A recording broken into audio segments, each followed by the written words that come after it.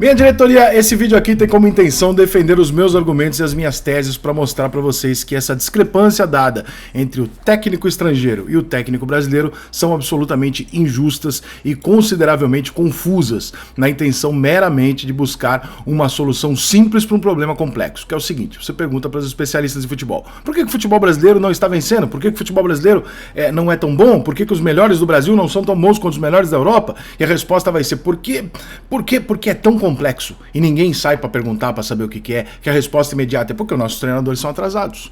E essa é a resposta mais imbecil que existe, a mais vazia de todas. Existe uma diferença entre o treinador estrangeiro médio para o brasileiro hoje, da maneira que o jogo é jogado? Sim, o jogo hoje é jogado taticamente, intensamente, com força física e coletivamente. O nosso futebol jamais foi baseado nisso. Portanto, quando o futebol vai para esse lado, ele vai na direção deles. Então eles têm um pouco mais de facilidade do que a gente de fazer o trabalho em cima de um novo cenário do futebol. O nosso futebol sempre foi: fecha a casinha lá na frente, não dê ordem para atacante porque eles resolvem. Sempre foi o que a gente fez. Sempre foi o que a gente quis fazer e foi assim que a gente ganhou. Então não é que a gente está errado. Nós estivemos certos durante a maior parte da existência do futebol. Só que de repente o futebol mudou. E quando o futebol mudou para pior, para exigência física, tática, intensa e não de qualidade, essa intensidade toda vai para quem sempre teve menos qualidade, que é para o treinador estrangeiro. Estamos falando principalmente do europeu. O europeu tem alguns fatores diferentes dos brasileiros, e eu vou entrar aqui rapidamente nos méritos mais simples e pouco discutíveis, depois vou entrar nos indiscutíveis.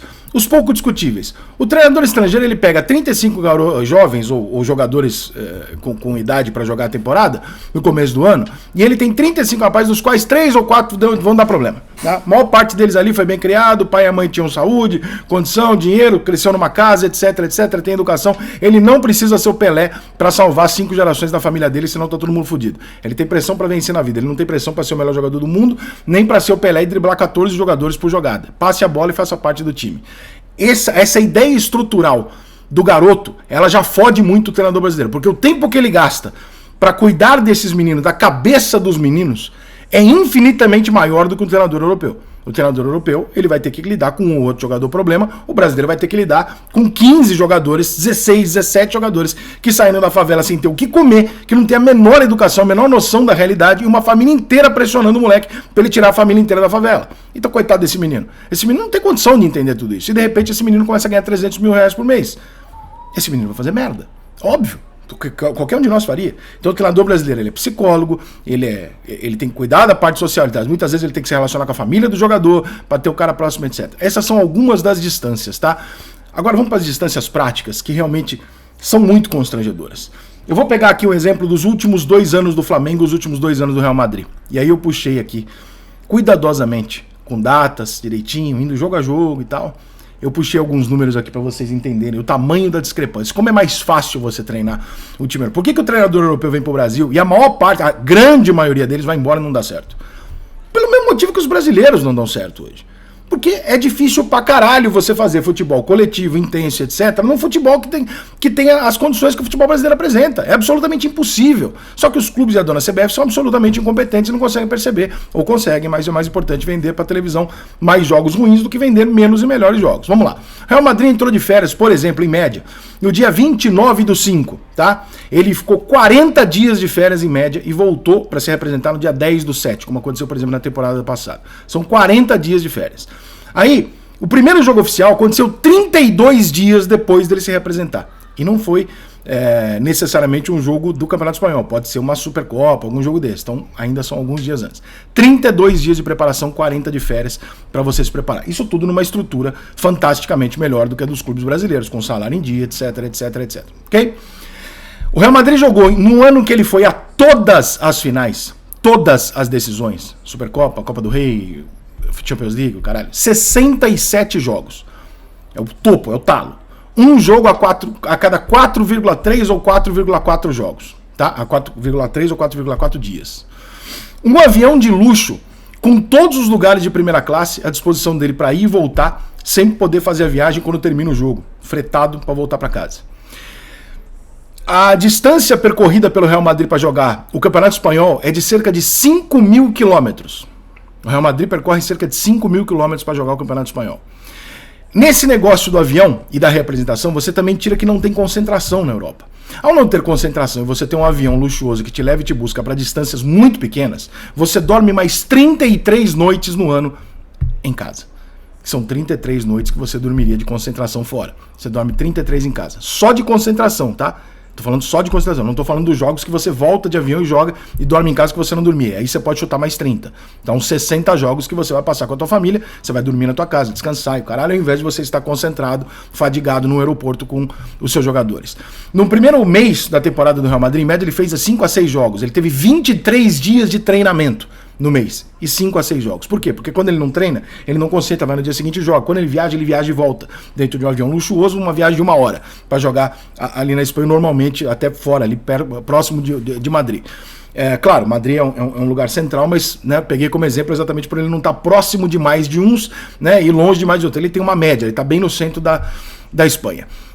No segundo mês ele jogou 7 partidas e teve 25 dias de preparação. No segundo intervalo de mês, dia 12 até o dia 12. Dias de preparo durante a temporada. O Real Madrid teve 220 dias, mais ou menos, livres para treinamento. Vamos para o Flamengo, por exemplo, que é um dos principais clubes do Brasil. Férias de 30 dias. Se apresenta no dia 10, joga no dia 16. Ou seja, 15 dias para o Flamengo se preparar. Metade do Real Madrid. Menos da metade do Real Madrid. Avião comercial. Todos os voos que o Flamengo fez, por exemplo, foram de avião, da Gol, da TAM, etc. O Flamengo não tem um voo de primeira classe para ficar levando ele para lá e para cá. Viagens de volta, portanto, no dia seguinte dos jogos. Então você tem mais uma noite que você está fora e você perde o dia seguinte de recuperação e de treinamento porque você está pegando um avião para voltar para casa. Então, pelo menos 30 vezes, a mais do que 30 vezes no ano, o Flamengo, por exemplo, perde o dia seguinte do treinamento, a não ser quando ele joga em casa, que ele folga de manhã, às vezes faz uma recuperação muscular à tarde quando ele não tem uma eventual folga. Tirando essa parte, o Flamengo ainda tem com a concentração 34 noites a menos em casa, somado às viagens que ele dorme fora por causa dessa questão do avião que eu falei, vamos colocar aqui mais 60 noites que o Flamengo dorme fora de casa. E 60 noites a menos que o Real Madrid dorme em casa por causa disso. São 60 noites de diferença durante o ano de um descanso com a família ou não, de um descanso pleno ou de um descanso no hotel, tendo que acordar de manhã para pegar um avião, viajar, check-in, check-out, o cara, quem viaja de avião sabe o pé no saco que é. Perde-se, portanto, um dia anterior para ir viajar e perde-se, portanto, o dia da volta da viagem. Você perde 2 dias, certo? Então, nisso, o Flamengo fez 77 jogos numa temporada. 77 jogos numa temporada. Um jogo a cada 3,7 dias. Com um detalhe, esses 3,7 dias, você não tem o dia do jogo, no dia anterior do jogo, se você tiver que viajar, e você não tem o próximo dia. Então, olha o quão menos você treina. Aí vamos para outra questão interessante. Eu contei aqui que o Real Madrid viajou 5.000 quilômetros para jogar o Campeonato Espanhol. O Flamengo, para jogar a primeira fase da Libertadores, ele viajou 25.000 quilômetros. Você acha que isso não faz diferença? Você acha que é a mesma coisa? Dias de trabalho que o Flamengo teve em média. O Real Madrid aqui eu citei 220 dias de trabalho. O Flamengo teve 170. E desses 170, parte deles tendo que fazer recuperação muscular por causa da sequência de jogos, da viagem, etc, etc. Quando o Real Madrid tinha lá na sua disposição, né, aquele avião, um voozinho de 1 hora, deitado, etc, etc, que ele chegava, voltava para casa e no dia seguinte ele ia treinar normalmente. Olha a discrepância do que nós estamos falando. E aí você soma isso. Ao Real Madrid tem uma folha salarial de 3 vezes o valor do Flamengo. Realmente, você acha que treinar o Flamengo e treinar o Real Madrid é a mesma coisa no futebol atual? Você acha que é a mesma dificuldade que você tem com tudo isso que eu indiquei aqui? Olha só, eu não estou colocando nenhuma opinião quase minha aqui, tá? Tudo que eu estou colocando aqui é fato. Você realmente acha que é a mesma coisa? Pô, gente. Você acha que é justo com o treinador brasileiro simplesmente dizer, não, sabe o que é? O futebol ficou mais duro, ele exige mais treinamento, mais coletivo, etc, etc. Mas vocês são ruins. Pô, mas peraí, mas o cara pode treinar 220, 230 dias. Isso é o time que foi para todas as finais, tá? O Valência treinou 300, 260 no ano.